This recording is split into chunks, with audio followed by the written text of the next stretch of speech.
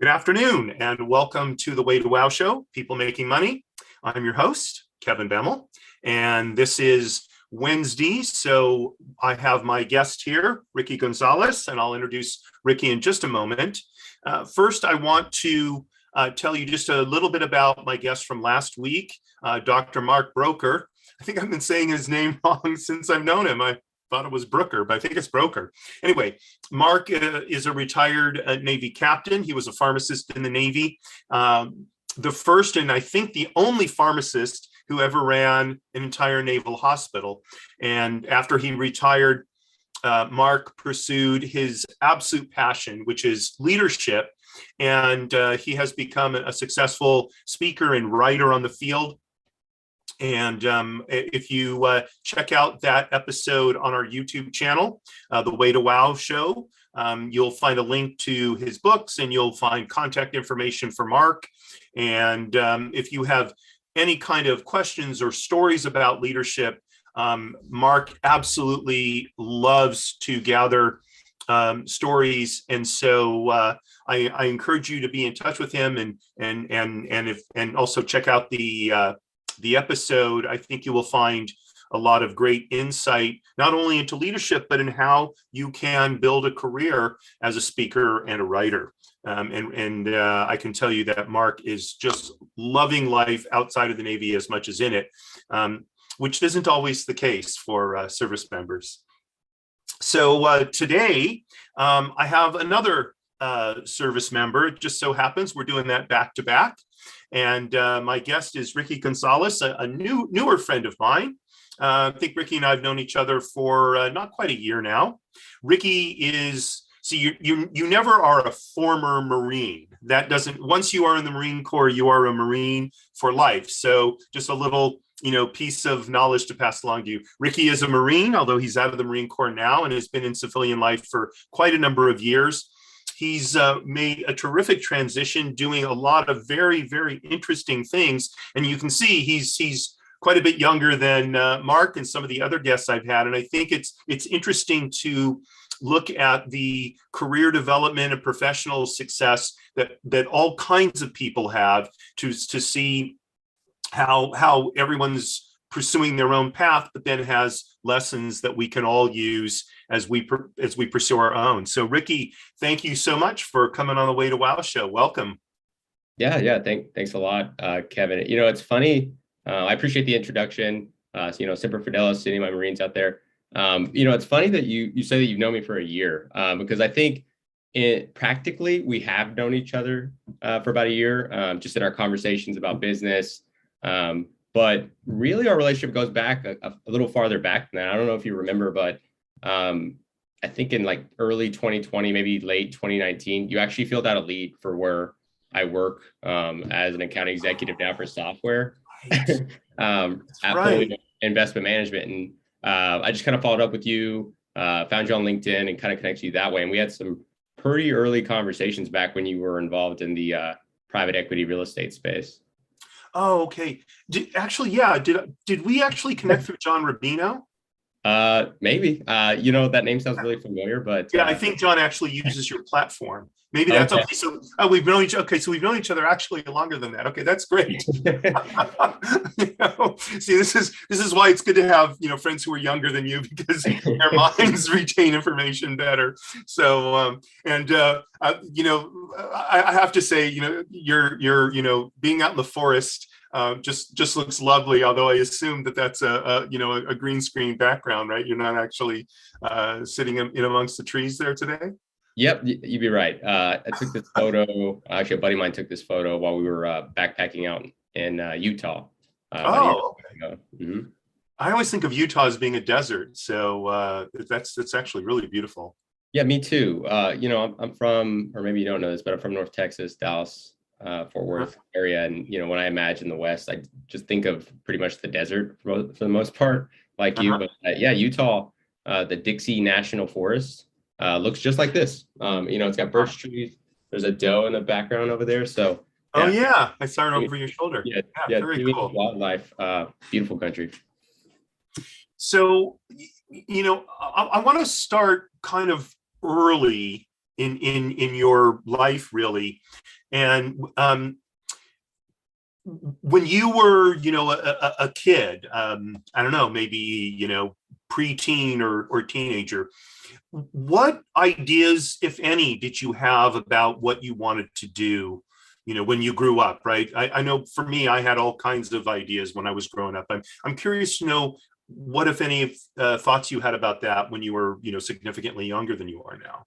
Oh, yeah, for sure. I mean, I think my business career probably started when I was, probably 6 years old. My parents maybe don't know this, but they had a chain of car lot dealerships in the Dallas-Fort Worth area through the 90s and up until most of the early 2000s when they kind of sold out and invested in some other things. But yeah, no, my role, I think going back to that time, started in accounts receivable. I just remember kind of pestering some of the customers, like, hey, I haven't seen you in a while. I'm like, I seen you last week, Rick. So I spent a lot of time under my parents' desk when I was a child, and was always admired kind of their efforts in business. And yeah, I mean, that's some of my earliest exposures that I can remember. I was a door-to-door salesman selling chocolates. That was pretty popular in the late 90s, if you remember. World famous chocolates, I think it is, or yeah, whatever the box that Sam's would sell. oh, okay, yeah, yeah, the schools would sell for $1.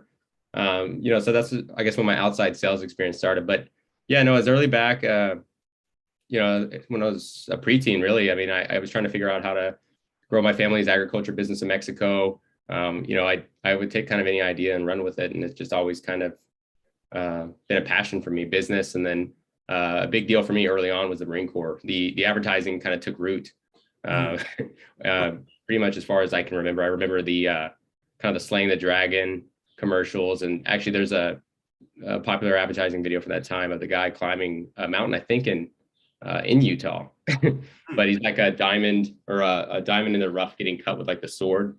I don't know if you remember that. Yeah. So anyway, those were kind of my two things. I wanted to be a businessman like my parents, and yeah, I want to be a Marine. So luckily for me, I got to do both so far. So, as a kid, I mean, look, a lot of kids just don't have the focus and the self-discipline to, go sell door to door, for example. Where do you think that drive came from? Yeah, I mean, I had to credit my parents. I mean, they kind of were always advocates of just making your own money and, being proactive about what you do for business and in life. So, yeah, it was kind of, they encouraged me. I mean, I think there were incentives or something in school as well, like at the book fair or something like that. But yeah, no, it was always fascinating to me. And I never really had trouble kind of approaching a net new prospect, I guess, in that way. So very early on in your life, you got used to the whole sort of sales process of talk to 100 people, find 10 prospects, make one sale. Right. Yeah. I mean, I guess what helped at that time is, I was just a cute little kid, fat little kid walking around selling chocolate. So it was kind of hard to say no to. A little easier these days. Yeah, good. And I mean, was there anything specifically that your parents said to you that you remember to this day, kind of an axiom or something? I'll give you an example. My mother, this is many, many years ago when I was first starting in business, told me something that my paternal grandfather used to say all the time. He used to say, it's easier to make the second million than it is to make the first million. So I'm going to start on the second one first. I thought it so sounds like, my grandfather that I did know him for a short time when I was a kid. It's so pithy and speaks to, what it takes to be successful sometimes. Anything like that you recall? Yeah, I mean, I think both my parents kind of echo the sentiment that you always throw your hat in the ring. I mean, that's a common expression around my household. And I saw it, my parents, time after time. I mean, after they sold their business around 2007. So think contextually here, 2007, recession's coming. We didn't know at the time. They invested in a full service like gas station chain in South Arkansas, where we lived for about 3 years. Wow. So the timing was not ideal. And what ended up happening after that was, business kind of declined, and they ended up having to sell that business as well. But, so I saw them at high points in the early 2000s. And then I saw them at lower points whenever we had to sell that business. But I think what was interesting is that they did always try to do what they wanted to do and throw their hat in the ring. I saw my mom open a restaurant at one point, take another stab at some more car dealerships. Not as much success in those years, but I think what's kind of left an impression on me is that, yeah, you should always attempt, and, there's value in just the process. And I've seen that in the latest venture, in the Better Dental Lab. I pitched to the Texas Business Hall of Fame. I didn't get selected to the final round, which is a little bit of a bummer, but I'm taking it in stride because I know that I can do better for that idea. And, I'm just kind of excited to see what kind of lies ahead. So let's talk a little bit about, being in the Marine Corps. So, people, I think, have a somewhat idealized picture of what it's like to be a Marine and be in the Marine Corps that they get from both the recruiting advertisements, but also from, movies that they see. So what was it really like to be in the Marine Corps? First of all, tell us what you did, if you don't mind, in the Marine Corps. And then what was it really like to be in the Marine Corps? Yeah, so I joined when I was 20 years old. Actually, on my 20th birthday is when I swore into the DEP.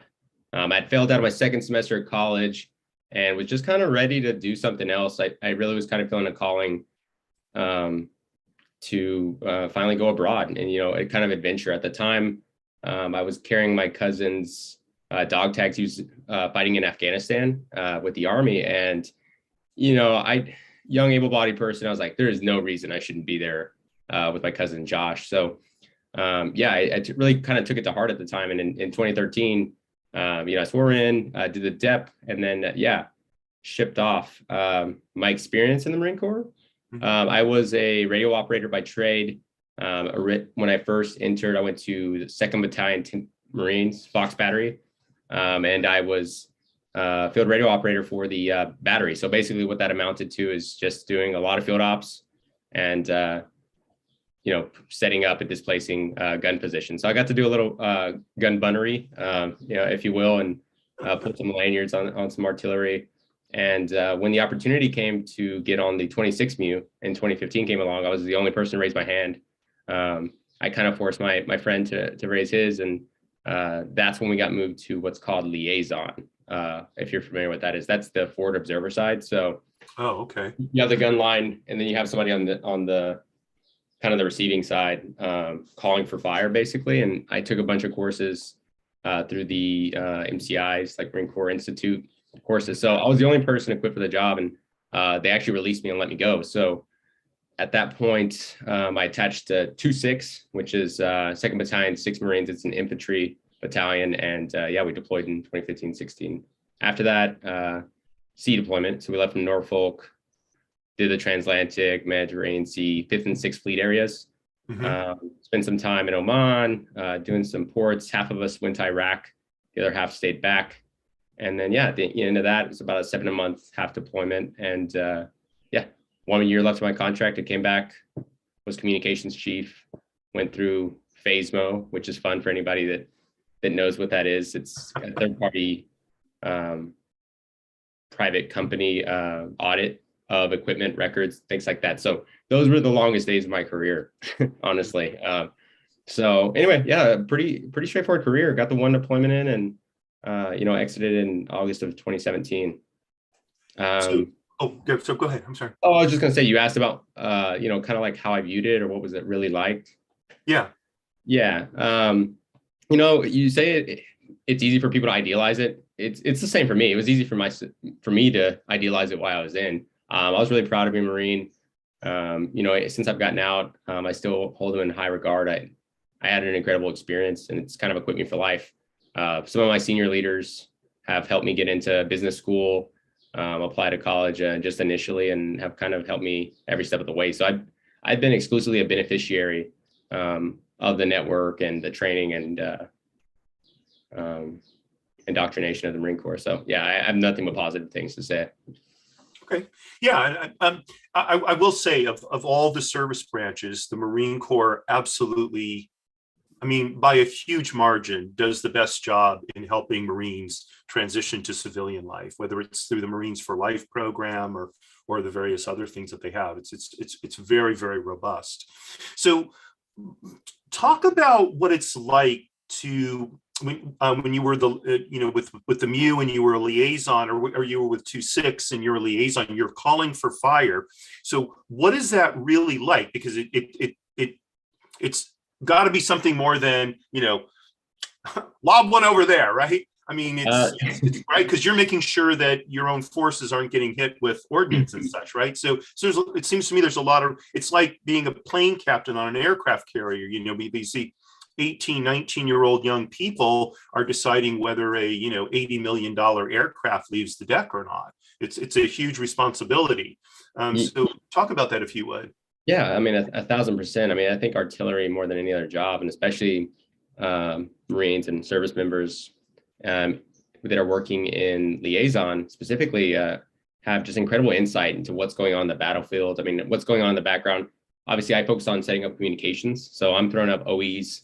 I'm tuning in radios. I'm getting radio checks and stuff up, radio watch, things like that. But I mean, everyone on the team kind of plays a role, and some of that involves deconflicting the airspace, monitoring where different units are on the map. And it takes an incredible amount of coordination with the other units to be able to kind of pull that off. Because you're right, it's a little more than, hey, shoot over there, but I think like you'd be surprised.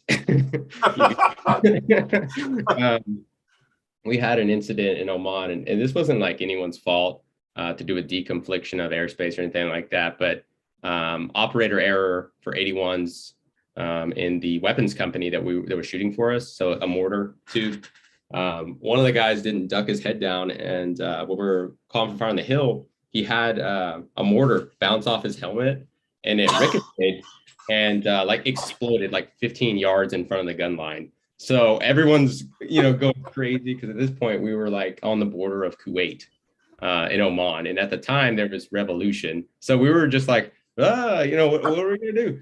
Turns out, and I think a couple people ate a little bit of shrapnel, but at the end of the day, I think they just pulled it out and everybody was fine. But yeah, definitely a scary moment, and I'm glad we can laugh about it now. I mean, that sounds like something out of a movie, right? It's like a Jerry Lewis movie or something. A guy gets hit in the head with a mortar, and well, it got out of the tube, and he didn't duck his head, so it kind of bounced off. Glanced off. Wow. What lesson, you mentioned the teamwork involved, the deconflicting the airspace, all these different issues that come into being involved with, making sure artillery is effective as well as, safe, I guess we could say. So what kind of lessons did you draw from that you're using today in your civilian career? Yeah, I mean, I guess the biggest thing is that just everyone plays their part. It's kind of hard to replicate this in the civilian sector, because it's just never going to be the same. I trusted those people who are now my lifelong friends, with my life. And, I couldn't necessarily say the same thing about the people I work with now. I love my company, don't get me wrong. But yeah, I mean, I think just relying on your team, one of my solution engineer partner, the guy who works with me on closing deals, is on this call. He said that he would kind of some time. That's Danish. Yeah, I think just like trusting your team, once you kind of find and all fill your roles, just trusting each other to execute. And I think that's something that my company does really well now. And I guess that would be my biggest takeaway for teamwork. So, something you mentioned a minute ago about the mortar, tell me what you think about this. I mean, and hopefully, the mistakes we make in the civilian world aren't as potentially disastrous as, a guy forgetting to dunk and a mortar dropping, 15 yards in front of you. But it seems like, mistakes are going to happen, and you can, chew out the guy who made the mistake and spend your time doing that, or you can spend the time making sure, okay, is everybody okay? All right, what do we got to do so this doesn't happen again? Now let's move forward. And it seems to me that from my experience with the Marine Corps, and please correct me if I'm wrong, the Marine Corps really especially when you're in the combat situation that you are, they're not going to take the time to point fingers and all that. They're going to still stay focused on the mission. They're going to deal with the mishap and continue moving forward. Seems to me that that's a lesson that we can pull into the business world as well, albeit even when it's, where it's not, so existential in terms of, ordnance falling in the wrong place. Right. Yeah, no, I'd agree. I mean, there's really no sense in crying over spilt milk. I mean, I could kind of think of a couple situations at work where, maybe I fell short and someone else fell short, and it really is no value in kind of, I guess, reiterating on that, past the point of just giving the feedback and let's do better in the future. Yeah. So you're in the Marine. You did one tour in the Marine Corps, I guess, about 4 years, was it? Yeah, I just did the standard 4 years active duty, 4 years IRR, super combo. Mm-hmm. Yeah. And what drove your decision to leave active duty? That was a hard one. Honestly, at the time, I was still infatuated after 4 years in the Marine Corps. I just was a newly promoted sergeant. I'd been in my role. So yeah, I had aspirations to continue my career at the time. I actually put in a package to serve with HMX. That's the Marine Corps unit that serves Marine One, the helicopter that helps with. Oh, okay. And they have like a rotation of units. So obviously they need radio guys to make sure that comms are up with the aircraft. And anyway, so I put my package in for that. At the time I was actually married. My now ex-wife wasn't a huge fan of the way that I volunteered for the first deployment. So she actually prevented me from doing a second one. And I mean, we just made the best decision for us at the time. But there definitely wasn't going to be another 4 years. And I guess besides all that, like I had aspirations outside of the Marine Corps too. It was kind of a goal of mine to go to college. I was a first generation high school graduate. Neither of my parents graduated high school, and then, obviously college followed and all that good stuff. So I kind of had a lot on my plate at the time, and, I guess in hindsight, it was the best for me. So you left the Marine Corps. Were you going to college while you were in the Marine Corps, or was that something you did afterwards? Or yeah. So my last year while I was at Camp Lejeune, just being comm chief and doing phase one, that good stuff, I actually took advantage of taking online classes, knocked out a fair amount of them. I think maybe 6 classes or something like that, and that really helped me get out with my bachelor degree at UTD, University of Texas, Dallas, pretty quickly. So, which is great. And I'm glad that I did that. And I'm grateful that I had the proper guidance at the time, because that is allowing for me to not only have paid for the bachelor degree in completion in under 2 years, but also pay for my my MBA over at Baylor. So it worked out just perfectly that I run out of benefits like my first month in my last semester next year. And luckily the GI Bill will stretch to the end of the semester that you start. So perfect. So were you able, one of the benefits I used when I was in the Navy is you have something called tuition assistance. I actually got a second master's degree using that. So was that what you were able to use while you were still on active duty? Yeah. So tuition assistance. And I was able to take just like online classes at my local community college. I think it's now Dallas College. Okay. I don't even know if it's like an actual 4-year institution now, but anyway, took advantage of tuition assistance. And, it's a little, I think that the tuition assistance could use a lot more kind of advertising and promoting in the service, because I don't know a single other Marine that was taking advantage of the program. And it's completely free. Yeah, I mean, it is. I don't ever hear recruiters talking about it either. Interestingly enough, I mean, I get it. If you're brand new to the military, taking college classes in your first year or something probably isn't a good idea. But once you're sort of set in military life and you understand your job, so then it's absolutely worth taking advantage of, because you can go I think you can go all the way through a PhD on tuition assistance if you've earned the prior degrees or whatever. So it's a robust program. You can one up your degree, is what I think. So if you come in junior enlisted, you can get a bachelor degree. If you're an officer and you have a bachelor, you can get a master's, or like you get a second master's, something like that. Yeah, that's incredible. Yeah, yeah. So you're out of the Marine Corps now. You went. I take it you went back to Dallas. What drove your decision about where you went after you left the Marine Corps? Yeah, good question. So from Dallas, Texas, for the most part, went back there to go to college, UTD. When the pandemic started, my job went remote, like I think most of us in business, and that opened up some opportunities to be a little more creative about where I lived. Mm-hmm. At the time, I was living with my brother, and he joined the Army, so he's now in the First Cavalry. He's actually at NTC, the National Training Center, to prep them to deploy to Eastern Europe. So he's going to Poland sometime in the fall. But we were living together. He was leaving, so I decided I wasn't going to rent anymore. So I had been shopping for hopefully a duplex. Was kind of the idea, since I work with real estate, and a lot of my clients that have got their start in real estate started by house hacking. So that was my goal, but I couldn't do that in Dallas in a way that made sense just because of the way that prices were sort of stacked up. Had a quadplex under contract in Hot Springs, Arkansas, where I have a lot of family. And that one kind of fell through because of the valuation, because it was just kind of a unique, kind of weird property. It used to be a brothel. It's like a converted 4-unit. They made broth there. Yeah, they made broth there. So it's kind of a weird unit for like short-term vacation rentals, and there just wasn't a good way to value it out. So I couldn't get the underwriting to make sense. And then fallback plan was my best friend lives from the Marine Corps, lived up in Milwaukee, Wisconsin, which is where I am now. Lived with him shortly before finding a nice duplex here in Bayview. So been enjoying living in Milwaukee for about a little over a year and a half. Oh, okay.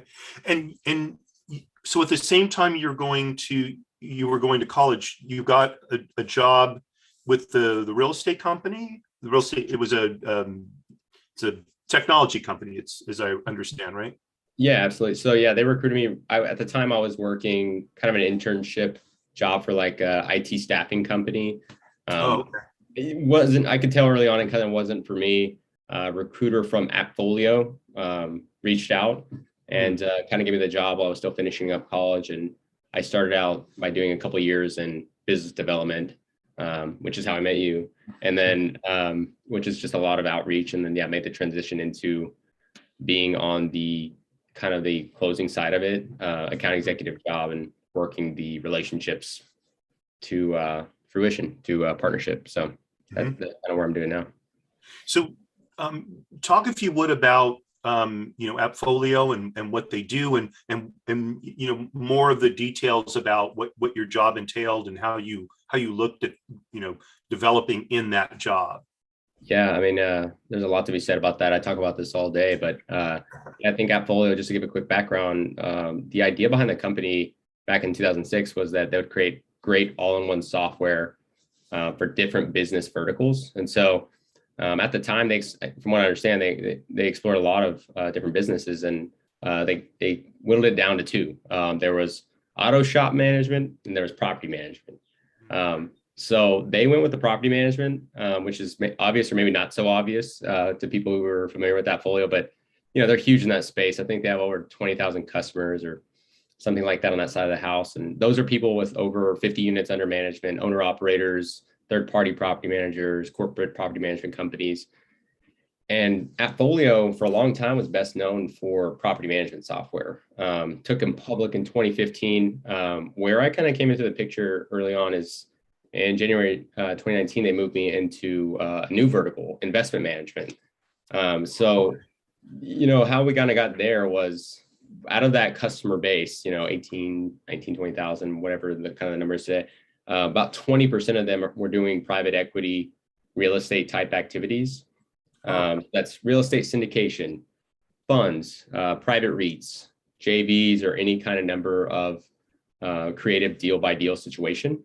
And what they found out is they were rigging the property management software in back end ways to handle investment management. So imagine like when you were stating, they were giving their investors like like a property management tenant portal or something like that, and handling communication that way. So We found out there's a huge need in the space, and this has been in the works for about 6 years. But around the time I started in January 2019, we started looking outside of the company towards net new clients.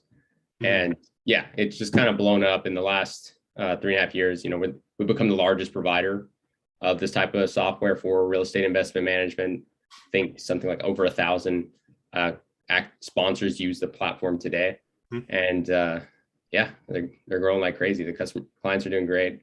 I think their equity under management grew like 80% year over year from this past June to the June before. So yeah, I mean, there's a lot more to come too. It doesn't stop. So, I mean, I'm just, as far as a corporate career goes, I couldn't be happier to be here. It's been an education in business. I mean, I've shared this with you before, but I'll say it again here. I get to talk to people who are, any one of them could be a potential person for this podcast, because they're business people, oftentimes looking to grow. They're startups in a lot of cases. They're leaving their company to start their own private equity real estate company.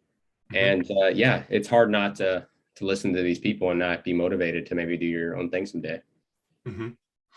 I mean, it is impressive that you guys took on. I mean, back when I was still in the property, well, I still had a property management company. Yardi was, the 10,000 ton, elephant in the room, and they absolutely controlled that market. So that you guys have, wrested a significant percentage of the market away from them shows that the quality of the product must really be there. And that's very impressive. Yeah, no, absolutely. I mean, the company prides itself on, I think, first and foremost, just hiring the right people. Great people make a great company. It's one of our core values. And then I guess one of the other kind of important ones is just simpler is better. So, I mean, when we put those things together, pair it with the listening to customers is in our DNA, kind of core value. The end result is something really exciting, because we don't work with every kind of business. We work with our prospects kind of business. And, we deep dive into those industries, listen to customers' feedback, because we know that it's going to make our product more attractive, and reiterating on that time and time again, releases every single week, if not twice a week. It's by these methods that we create software that, has revolutionized the industry. The thought that went through my head as you were saying, listening to your clients is, one of the adages that I used to hear all the time when I was with the Marine Corps. In my first tour of duty was with Marine Corps. Used to talk about the strategic corporal. It was the guy, who was really at the very, lowest level of leadership, but, he's turning around to talking to the Marines who are out there actually doing the fighting, and to have his input going up the chain of command was critical for more senior leadership to really know what was going on the battlefield and what adjustments need to be made in order to meet the mission.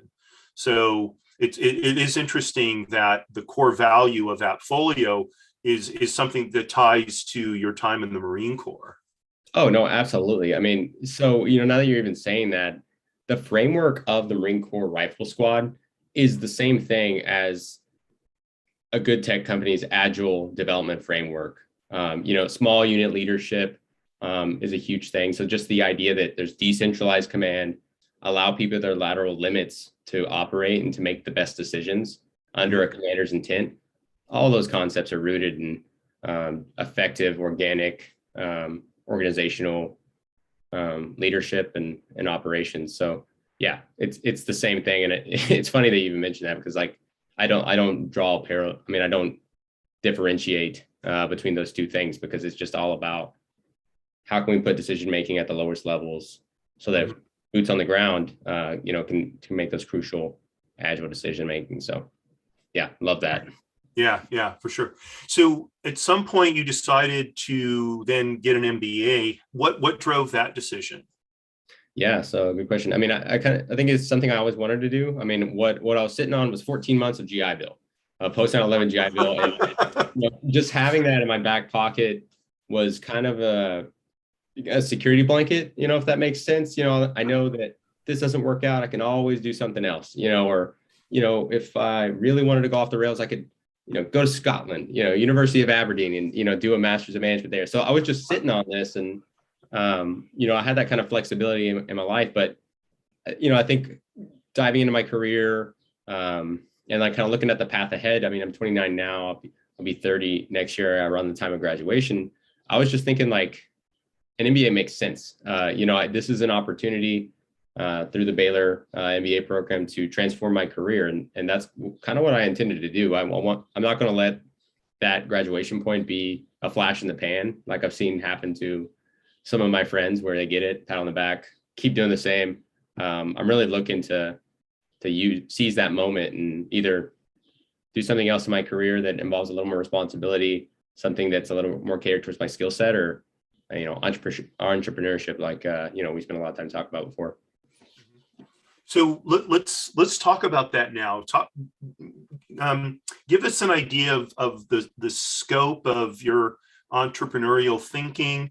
What are some of the ideas that you've considered, and what is the driving force behind any particular idea that you have? Yeah, absolutely. So I mean, I think that the best way to characterize it would just be I'm business agnostic. I'm not necessarily passionate about any one opportunity within business. I think I have a bias towards government intersections with business, just because my familiarity, my background with the government, defense, and then obviously I work in tech too. So any opportunities to take advantage of technology to create efficiency is a winner. So having said that, if you ask anybody that knows me, I'm constantly kind of talking about ideas, riffing on ideas. I have a lot of friends from my undergrad and elsewhere that that are on the engineering side that I'll kind of just bounce ideas off of. And there's probably a lot that we could talk about in terms of just idea splatter, but I guess the real truth of it is, I'm still kind of searching. We talked about the dental lab concept, and what is the word you use? Because I love that. I think that it described it perfectly. It's like the cottage manufacturing model. Mm-hmm. Yeah, love that. I think any opportunity to disrupt a market by democratizing where the products are coming from, such as the dental lab industry, and allowing, in that example, allowing kind of dental technicians to work from home, like everybody else, versus just a giant lab. I think that that's a winner. One thing that I've been thinking about recently has been connecting VA disability-oriented benefits at the state level. Because, so for example, I just applied for my Wisconsin disabled veteran Parks Pass, right? Pretty straightforward system. Mm-hmm. But I had to, in order to do it, I had to contact the VA, get a letter. I had to make an appointment with the Milwaukee County Veteran Service Officer, get him to sign a form, certify it, and then mail that in to Madison, the state capital, before I could hear back. And, in 2022, I just don't understand how that's even still possible. So a big, you know what I mean? And I created an efficiency inadvertently just by picking up the phone and be like, can I email this to you? What if I just get a BSO to and, I did that myself, and it was really easy, and I ended up getting it, right? But I just don't understand how there's not a connection there. So yeah, if there was a way, and if anybody that has a way of connecting VA rating system to states so that we can create a portal for veterans to access the benefits that states are offering in a very easy, simple way, I think that that's a quick win. Things like that. I'm fascinated with, I think, trucking has been a big one, because I have family that kind of owner operates trucks, and connecting to contract bidding and somehow connecting into an owner operator network. That's a lean business. I think anything like that, I have a bias towards just capital light, and how can we work smarter here without blowing the top off our capital expenditures up front. Yeah. What you said about this whole sort of paper chase on getting your veteran permit. So here in California, to get your veteran designation on your driver's license, which then allows you, having it gives you basically a veteran's ID.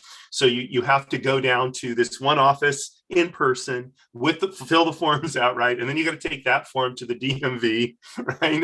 It's like you would think that in this day and age, there are these companies out there that they will verify for a private business that in fact someone is a veteran.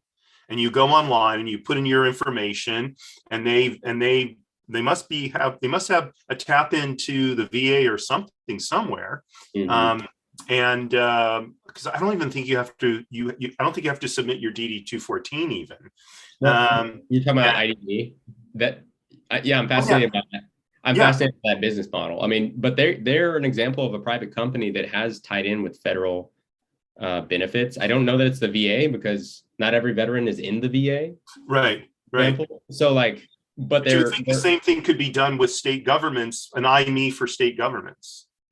What if there was a connection between federal VA benefits or, the DOD's records and states, so that, there's not this paper chase, like that's a good way of saying it, to get things done. And I think the other thing is there's a lot of benefits that are left on the table by veterans just because they're unaware. And even if they are aware, they're unwilling, to take time out of their work day to go make an appointment with a VSO. Right. I'll pay my $8 to get into the park. Thanks. Yeah, right. Yeah, actually, now that I think about it, the fact that I had that veterans thing on my driver's license when I took my daughter to Yosemite last month, I was able to show it and we got in for free. And it saved us, I think you're right, $8 or whatever the parking fee was, right? But exactly. So there you go. I'm not sure on an hourly basis it was still worth it, but I think that it's a I mean, it can even be nonprofit. I don't care. What I'm interested in is like how can we make life better? And I think maybe that's the futurist in me.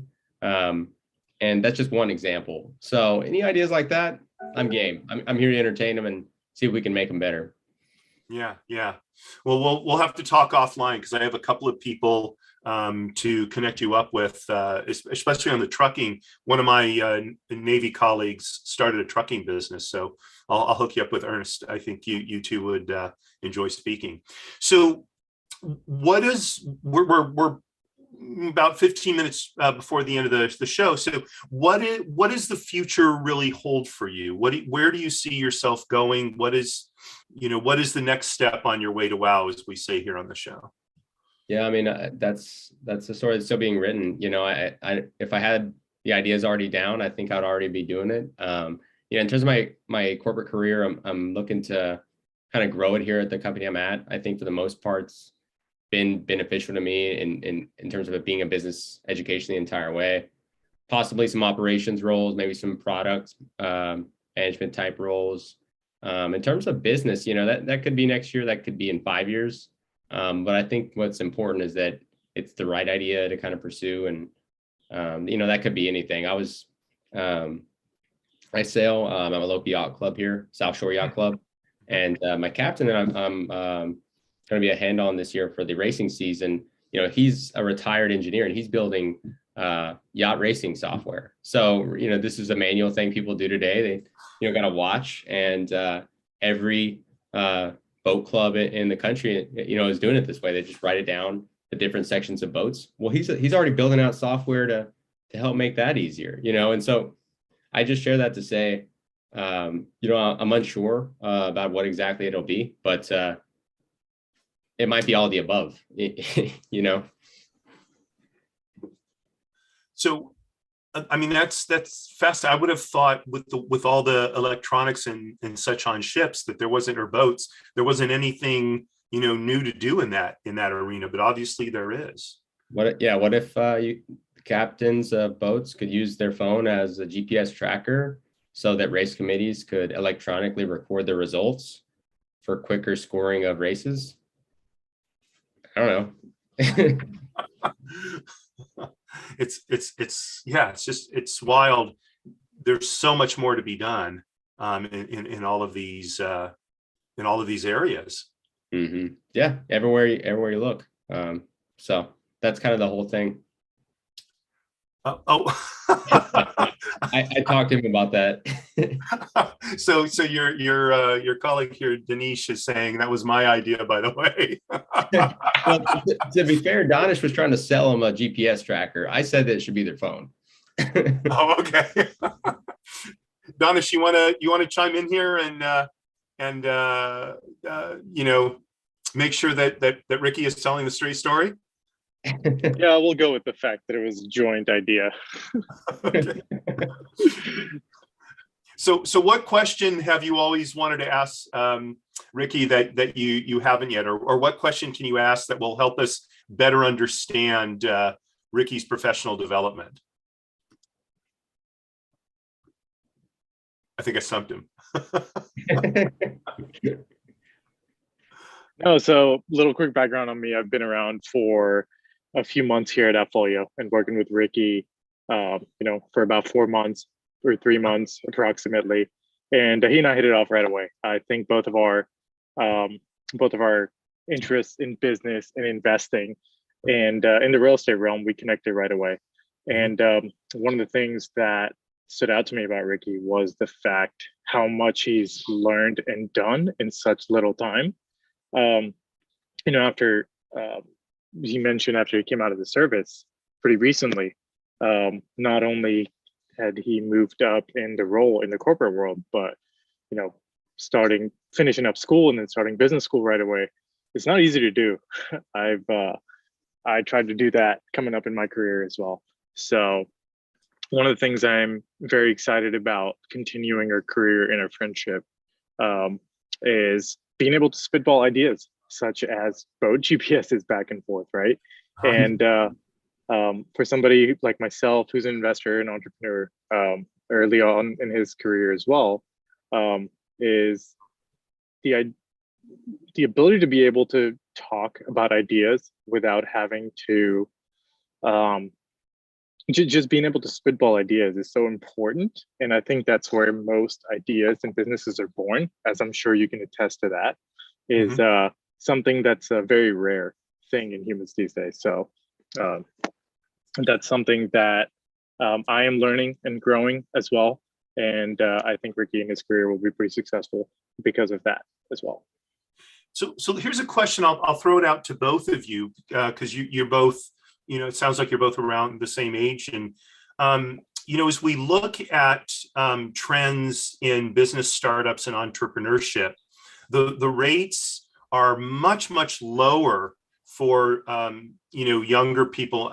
When I say younger people, I mean people under 30 than they have historically been. Why do you think that's the case? And what do you, for both of you, and what needs to happen in order to get those rates coming back up again? I got some ideas on that. I mean, I think today versus, probably my parents' generation, the business world is just a lot more competitive. My mom, started a successful chain of car lots 1990 with my father, who immigrated here from the US and barely spoke English. And she didn't even graduate high school, and they were successful. So that's not to discount, what they achieved, but I think that the world, internet information has just made it incredibly competitive. So to the point where you have to have business experience for the most part. If you're going to be successful in this world, because the internet, and you go online right now and find a million ideas.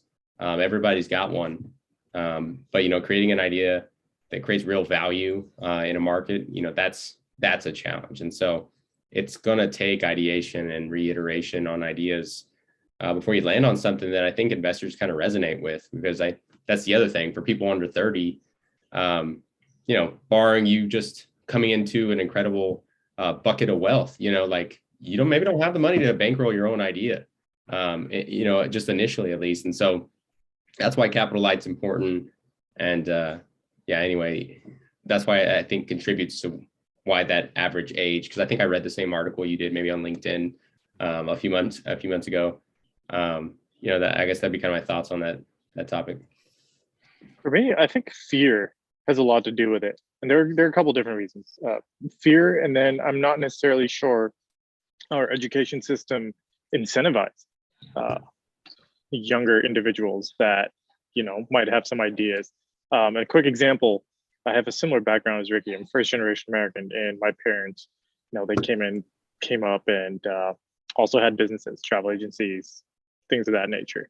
And although they had businesses, I was always taught to, follow the rules, go to school, and you're going to go to school, you're going to study this, and you're going to have a good job. There was nothing else kind of besides that. And it took me quite a while to kind of break out of that norm of, okay, that's just what everybody does. We we go to school, we get a good job, low paying job, we work our way up.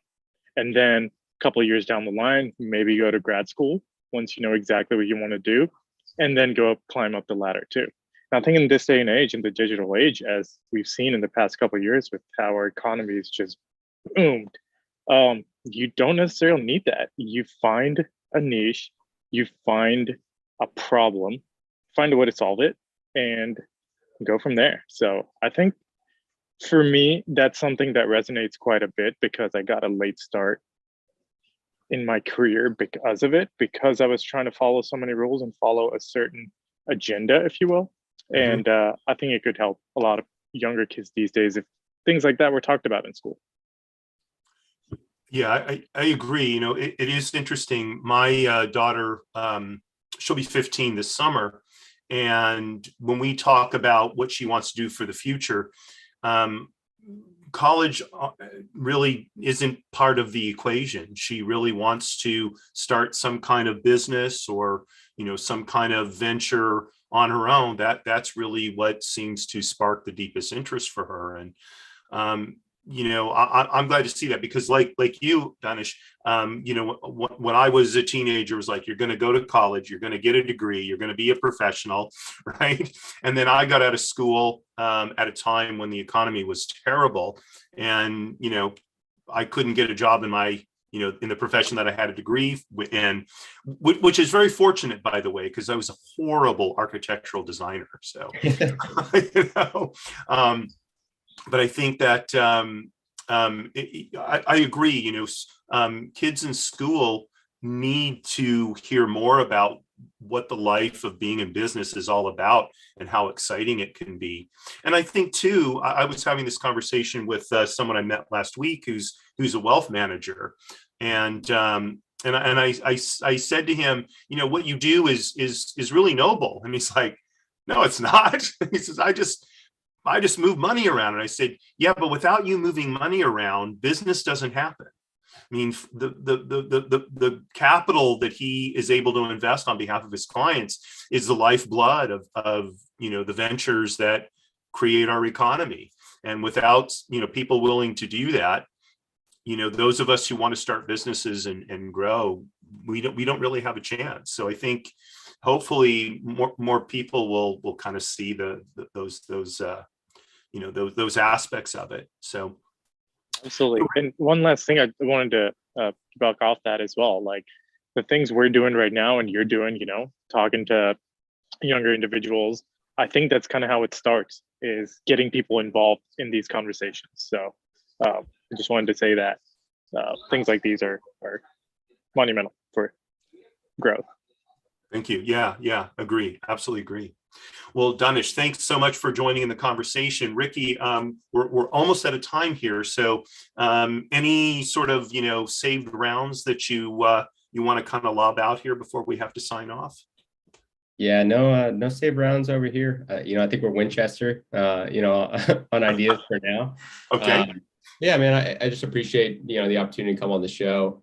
Going into this format, it's my first podcast. I wasn't kind of sure what to expect, but as always, you haven't let me down in terms of rich conversation, and looking forward to our continued conversations about business and ideas, and see what we can make happen. Well, I'll definitely want to have you back on the show at some point to see how things have developed for you and what you're up to next. So thanks very, very much for joining me today. Before we sign off, I want to mention my guest for next week. It's best-selling and award-winning author Suzanne Woods Fisher. I became familiar with Suzanne's work through a book called Amish Values for Your Family. And that may sound, I don't know, a little bit hokey. It is a wonderful, wonderful book. Suzanne is a really amazing writer. And she has wrote many, many, many books. Her second most recent book is called Season of Wind. It's a novel. And her most recent book, which just came out, I want to say this month, is called Sweet Life.